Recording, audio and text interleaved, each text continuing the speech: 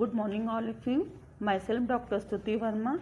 In this video I am going to explain metabolism of two important amino acids, that is phenylalanine and tyrosine. Introduction of phenylalanine and tyrosine.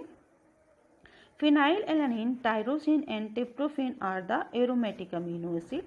Metabolism of these amino acids deserve special mention. Number of biologically important compounds are produced from them. Epinephrine, non epinephrine, dopamine, melanin, इनसे biologically बनते हैं ये. और deficiency of these enzyme in metabolic pathway of these amino acid result in number of inborn error. और इन जो भी mediators बनते हैं, जो भी हार्मोन्स बनते हैं या जो भी एंजाइम्स बनते हैं, वो अगर नहीं बनेंगे तो डिफरेंट तरह की डिजीज़ हो जाती है और वो जेनेटिक डिसऑर्डर होती है. Phenylalanine and tryptophan are nutritionally essential amino acid. Phenylalanine और ट्रिप्टोफैन क्या है? न्यूट्रिशनली इसेंशियल अमीनो एसिड्स, यानी कि हमें ये डाइटरी प्रोडक्ट के रूप में लेने पड़ते हैं. But tyrosine is not as in it can be synthesize from the phenylalanine. जबकि जो हमारा टायरोसिन है वो हमारी बॉडी सिंथेसाइज कर लेती है with the help of phenylalanine. All are both glucogenic as well as ketogenic. और ये जो हमारे फिनाइलएलानिन और टायरोसिन अमीनो एसिड्स हैं वो ग्लूकोज और कीटोन बॉडीज और फैट की सिंथेसिस कहते हैं, इसलिए इनको हम ग्लूकोजेनिक एंड कीटोजेनिक कहते हैं. फिनाइलएलानिन की बात करते हैं. ये एक aromatic and essential amino acids है. इसेंशियल अमीनो एसिड्स का मतलब है ये हमें बाहर से एज ए डाइटरी प्रोडक्ट लेना पड़ता है. Both glucogenic and ketogenic. Phenylalanine is converted to tyrosine phenomena sparing action of tyrosine on phenylalanine. Predominant metabolism of phenylalanine occurs through the tyrosine and incorporated into various biologically important compound.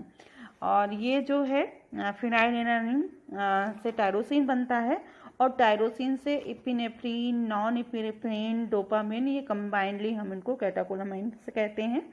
और thyroid hormones और melanin pigment बनता है. अगर ये जो हमारे neurotransmitters हैं या थायराइड हार्मोन्स या मेलानिन नहीं बनेगा तो बहुत सारी डिजीज़ अकर हो जाएगी हमारी बॉडी में. Conversion of tyrosine. Degradation of phenyl mostly occur through tyrosine. जो है फिनाइल सबसे पहले डिग्रेडेशन होता है टायरोसिन में. इसमें मेनली क्या होता है, फिनाइलएलानिन के जो स्ट्रक्चर होता है उसमें जो पैरा पोजीशन पे टायरोसिन में पैरा पोजीशन पे क्या OH आके बस सब्सटीट्यूट हो जाता है. Phenylalanine is a hydroxylated at para position by phenylalanine hydroxylase to produce tyrosine. Phenylalanine में से जब टायरोसिन बनता है तो पैरा पोजीशन पे OH ग्रुप लग जाता है. This reaction is irreversible and require specific coenzyme bioprotein. और इस रिएक्शन जो है ये रिवर्सिबल होती है, इसमें एक कोएंजाइम पार्टिसिपेट करता है जिसको हम बायोप्रोटीन कहते हैं, which is strictly related to folate. Active form of bioprotein is tetrahydrobiopterin. Tetrahydrobiopterin is oxidized to dihydrobiopterin. Phenylalanine hydroxylase is present in the liver. Mainly देखिए इस स्ट्रक्चर में कन्वर्जन ऑफ टायरोसिन, इसमें क्या होता है, टेट्राहाइड्रोबायोप्टेरिन पार्टिसिपेट करता है और फिर ये डाईहाइड्रोबायोप्टेरिन में चेंज होता है, फिर से ये रीजनरेट हो जाता है टेट्राहाइड्रोबायोप्टेरिन में. और ये क्या है, NADPH डिपेंडेंट है ये डाईहाइड्रोबायोप्टेरिन reductase. In the conversion of phenylalanine to tyrosine, the reaction involves incorporation of one atom of molecule of oxygen into para position of the phenylalanine. जो हाइड्रोक्सिल ग्रुप होता है, OH ग्रुप होता है, उसका एक oxygen हमारा O2 से आता है और दूसरा ऑक्सीजन जो है वाटर के रूप में निकल जाता है, reduce form of water. Tetrahydrobiopterin supplies reducing equivalents. ये देखिए स्ट्रक्चर में देखिए ये हमारा फिनाइलएलानिन का स्ट्रक्चर है और जब ये टायरोसिन बना रहा है तो चेंज कहाँ हो रहा है केवल ये इस पैरा पोजीशन पे इस वाली पोजीशन पे देखिए रेड कलर से बना हुआ है OH लिखा हुआ है, यानी कि सिर्फ इस स्ट्रक्चर में इस पोजीशन पे ही टायरोसिन और फिनाइलएलानिन एक दूसरे से अलग हैं। और ये इसमें क्या है, पार्टिसिपेट करता है, एक ऑक्सीजन पार्टिसिपेट करती है। और ये ऑक्सीजन के दो मॉलिक्यूल हैं, एक मॉलिक्यूल OH में और दूसरा वाटर के रूप में निकल जाता है। और ये जो रिएक्शन है फिनाइलएलानाइन हाइड्रोक्सिलेज की प्रेजेंस में होती है। और दूसरा एंजाइम जो है टेट्राहाइड्रोबाइप्टीन पार्टिसिपेट करता है। टेट्राहाइड्रोबाइप्टीन जब रिएक्ट करता है तो डाईहाइड्रोबाइप्टीन में चेंज होता है, लेकिन ये जो है हमारा ये डिहाइड्रोबाइप्टीन रिडक्टेज जो है हमारा फिर से NADPH की प्रेजेंस में ये चेंज हो जाता है, टेट्राहाइड्रोबाइप्टीन फिर से रीजनरेट होता है। कन्वर्जन, ये रिएक्शन है conversion of phenylalanine to tyrosine. Next process में ये देखिए रिएक्शन के रूप में ये फिनाइलएलानाइन का स्ट्रक्चर है और इसमें आके क्या OH जुड़ गया और सब्सटीट्यूट हो गया और यहाँ पे एक ऑक्सीजन मॉलिक्यूल पार्टिसिपेट कर रहा है। तो एक ऑक्सीजन OH का यहाँ से आया और दूसरा ऑक्सीजन H2 के रूप में निकल गया। ये देखिए टायरोसिन का स्ट्रक्चर है। अब ये बायोप्टीन पार्टिसिपेट कर रहा है, ये बायोप्टीन है और हमारा जो है बायोप्टीन डाईहाइड्रोप्रोटीन रिडक्टेज की प्रेजेंस में काम कर रहा है। नेक्स्ट है टायरोसिन के बारे में। टायरोसिन एरोमेटिक एसिड है, synthesized from phenylalanine and so it is a non essential amino acid. ये नॉन इसेंशियल है जबकि फिनाइलएलानिन एसेंशियल था। Glucogenic and partially ketogenic degradation of tyrosine. Phenylalanine is converted to tyrosine a single pathway, एक single step में ही हमारा phenylalanine से tyrosine बन जाता है। pathway responsible for degradation of both these amino acids. It occur mostly in the liver. Tyrosin first undergo transamination to para hydroxyphenyl. अब first reaction में क्या होता है कि ये जो टायरोसिन है, टायरोसिन से पैरा हाइड्रोक्सीफिनाइल पायरूवेट बनता है जो कि कैटालाइज्ड हो जाता है, कैटालाइज्ड बाय टायरोसिन ट्रांसएमिनेस। यानी कि सेकेंड प्रोसेस जब टायरोसिन से जब अगला प्रोडक्ट बनता है तो हमारा ट्रांसएमिनेशन होता है, यानी कि एमीन ग्रुप किस में बदलता है, C डबल बॉन्ड O में, कार्बोनिल ग्रुप में बदलता है।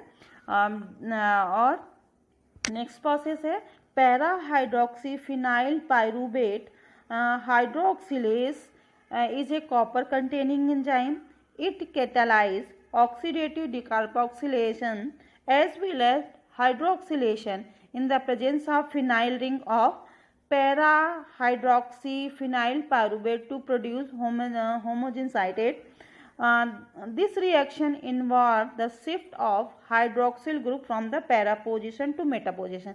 इसमें मोस्टली होता है क्या है, जो पैरा पोजीशन वाला हाइड्रोक्सिल ग्रुप है वो मेटा पोजीशन की तरफ चला जाता है और मेटा पोजीशन पे आके दूसरा इनकारपोरेट हो जाता है, जो नया ग्रुप हाइड्रोक्सिल ग्रुप इनकारपोरेट हो जाता है at para position to give 2,5 dihydroxyphenyl acetic acid और होमोजेनिस्टिक एसिड देता है। This steps require ascorbic acid.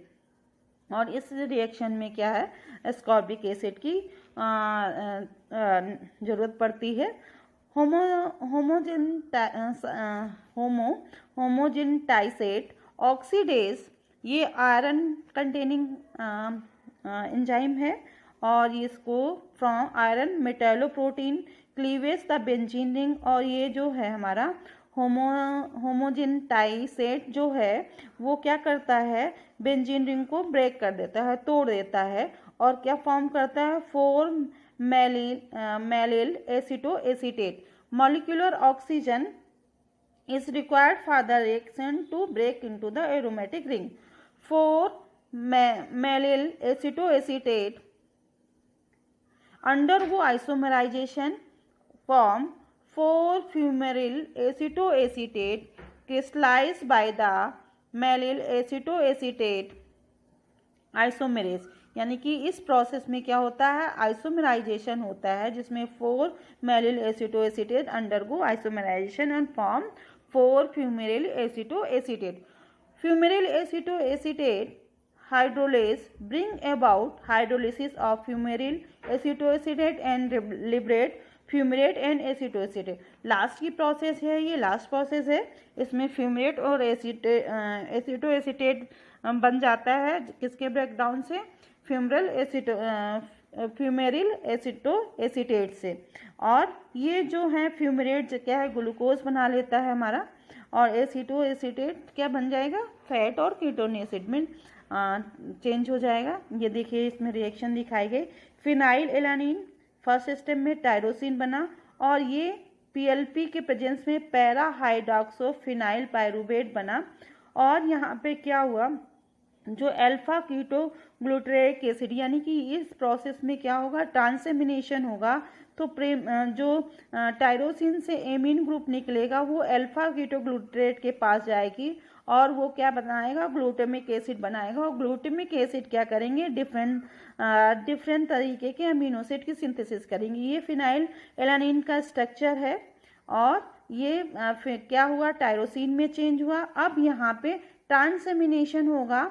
ये देखिए फिनाइल एलानिन है, टायरोसिन बना तो OH यहाँ पे आ गया.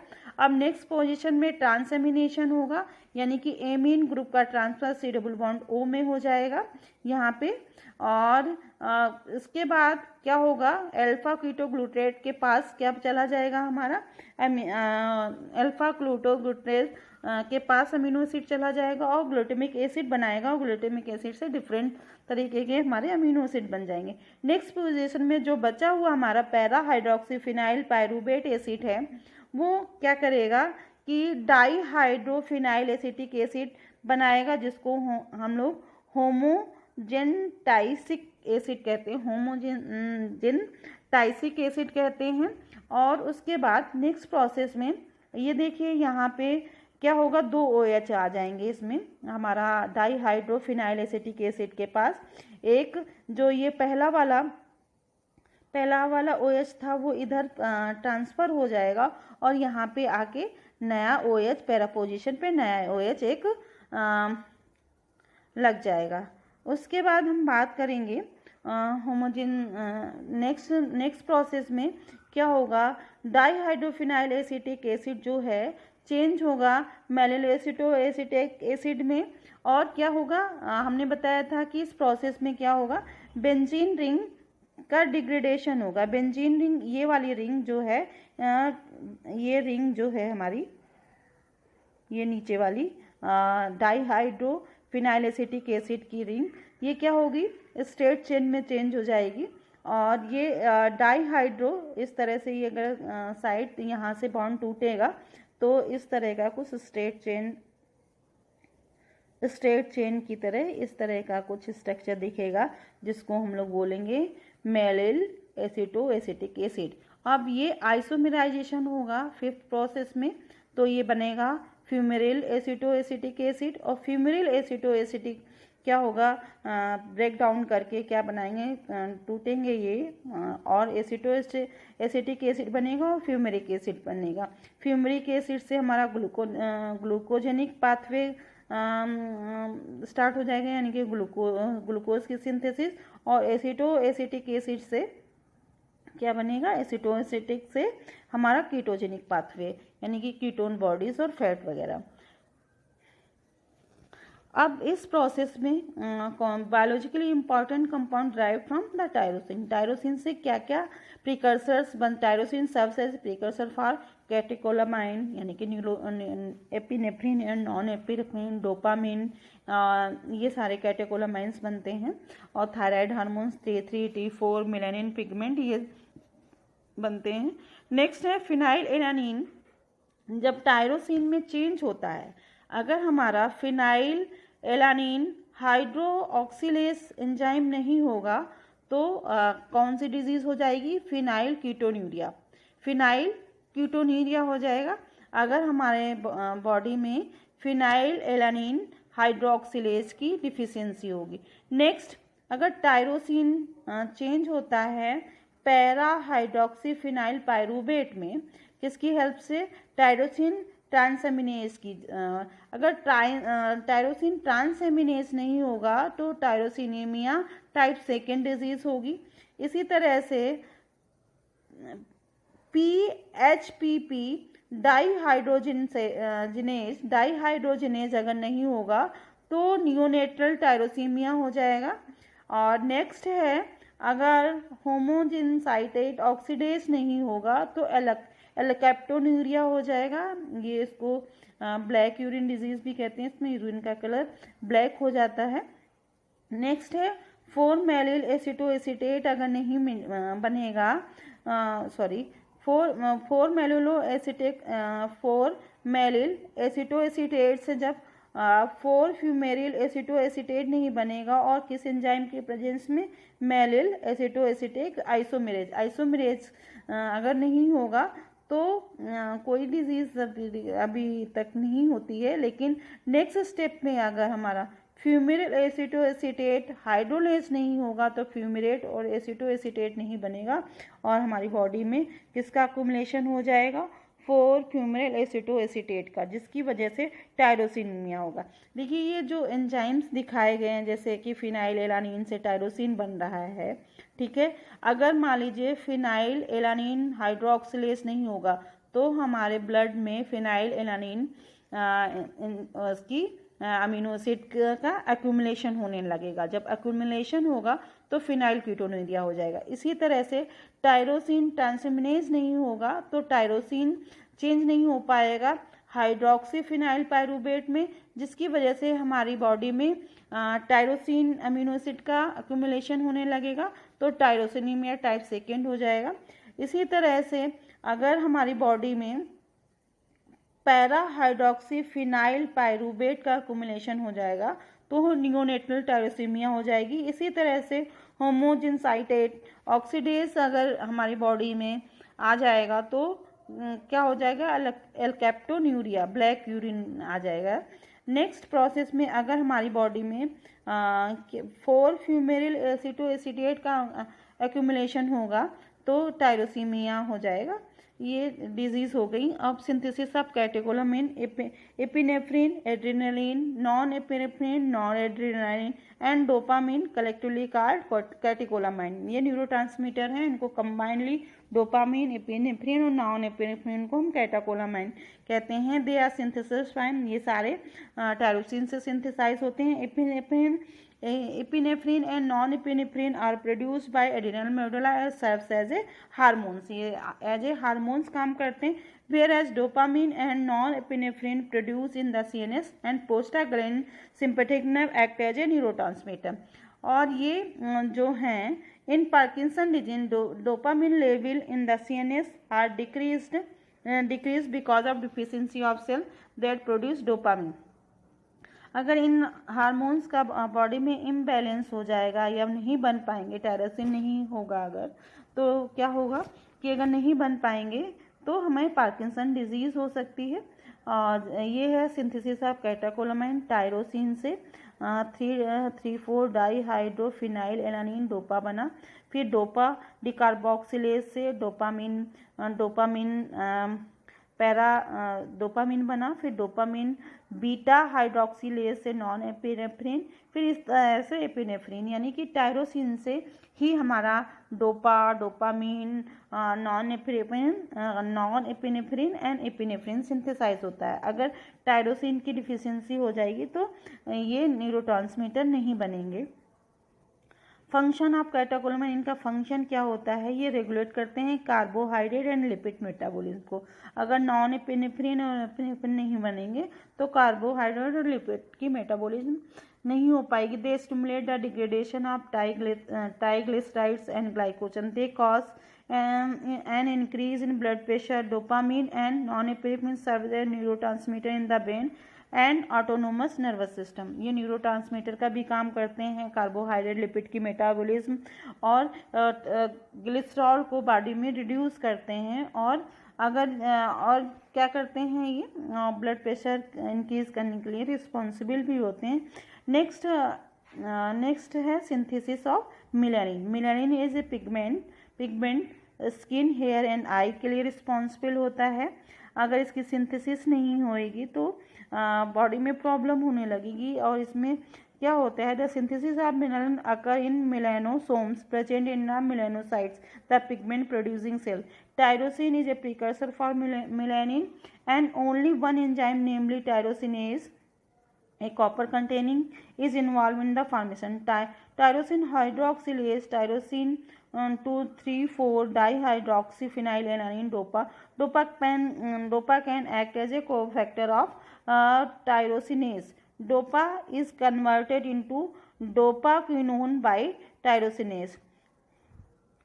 ये देखिए टायरोसिन से मेलानिन की सिंथेसिस हो रही है और किसकी प्रेजेंस में हो रही, टायरोसिनेस। अगर ये टायरोसिनेस नहीं होगा तो डोपाक्विनोन जो है रेड मेलानिन और हमारा क्या बनाते हैं, रेड मेलानिन और ब्लैक मेलानिन, ठीक है। और अगर यहाँ पे मेलानिन की सिंथेसिस नहीं हो पाएगी तो बहुत सारी डिजीज़ हो जाएंगी, और जिसकी वजह से डोपाक्विनोन है सिस्टीन की प्रेजेंस में रेड मेलानिन और आपका ल्यूकोडोपाक्रोम जो है चेंज होता है ब्लैक मेलानिन में, और ये नहीं मिल पाएगा अगर टायरोसिनेस में कोई भी प्रॉब्लम आ जाएगी। मेलानिन द कलर पिगमेंट, ये प्रोटेक्ट करता है, किससे प्रोटेक्ट करता है, सनलाइट से। The skin colour of individual is determined by the relative concentration of black and red melanin in this in turns dependent on many factors, both genetic and environmental. Immune synthesis genetic और environmental दोनों पर depend कर देती है। Mostly जितनी भी disease हैं jeans में म्यूटेशन की वजह से होती हैं। These includes the activity of tyrosinase, the density of melanocyte, availability of the tyrosine extra.